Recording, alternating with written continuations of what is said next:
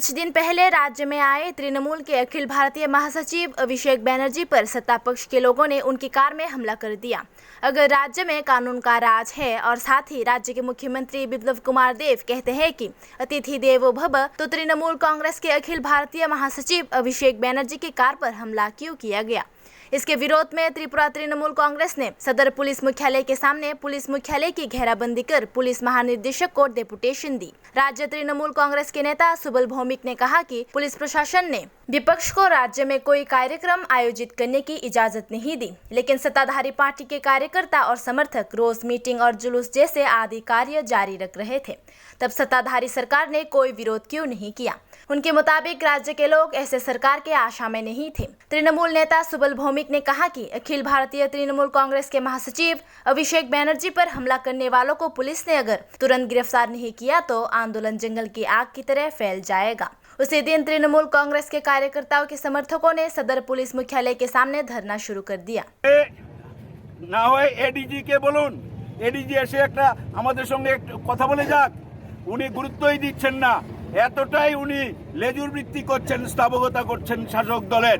এইভাবে পার পাবে না ত্রিপুরা রাজ্যের মানুষ। গণতন্ত্রের এবং অধিকারের লড়াই লড়তে লড়তে বহু বছর আমরা 25 বছরের সংগঠিত কমিউনিস্ট পার্টির বিরুদ্ধে লড়েছি। আর এখানে যদি এই 3.5 বছরের একটা ঠুনকু একটা শিশু এই রাজ্যটাকে পরিচালনা করছে, তার সঙ্গে লড়াই শুধু এই পুলিশ প্রশাসন দিয়ে দুষ্কৃতী মাফিয়া দিয়ে ওরা বিরোধী দলের কণ্ঠস্তব্ধ করে রাখবে, এটা তৃণমূল কংগ্রেস কোনোদিন মেনে নেবে না। আমাদের নেত্রী মমতা বন্দ্যোপাধ্যায়, আমাদের নেতা অভিষেক বন্দ্যোপাধ্যায়, তাদের উপর যখন আঘাত হয়েছে এই রাজ্যে এর যদি কোনো বিহিত না করা হয়, ব্যবস্থা না নেওয়া হয়, আপনারা নিশ্চিত থাকুন এই লড়াই এমন জায়গায় যাবে সারা ভারতবর্ষ দেখবে ত্রিপুরার মানুষ গণতন্ত্রের লড়াই অধিকারের লড়াই লড়তে জানে। আজকে আপনার এখানে ধর্ণা দেওয়ার পর কি অনুমতি দেয় না, মিছিল মিটিং এর অনুমতি দেয় না। তারা 5000 লোকে জমায়েত করলে সেটা দোষের না, তাদের সব অনুমতি আছে। হল সভা, প্রকাশ্য সভা, ওই দিন যে রাস্তার পাশে শত শত মানুষকে কিভাবে অনুমতি দিয়েছে। আর আমরা যখন জানিয়ে আর আমরা একটা করলে পারমিশন চাইলে ওরা পারমিশন দেয় না, আমরা বাধ্য হয়েছি না জানিয়ে আসতে। আমরা এই রাজ্যে বিরোধী দলদের কোনো পারমিশন দেয় না আন্দোলন করতে।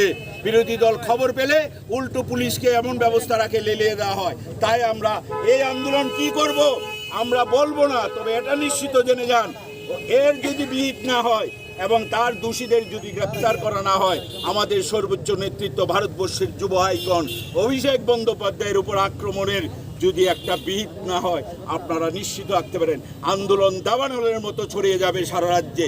কেউ রুখতে পারবে না, এই ঠুনকো পুলিশ কিচ্ছু করতে পারবে না, তারা শুধু এই তাবেদারি করে। আমরা এর বিরুদ্ধে আমাদের লড়াই চলবে। আমরা ডিজিপি আমাদের সঙ্গে কথা বলতে হবে।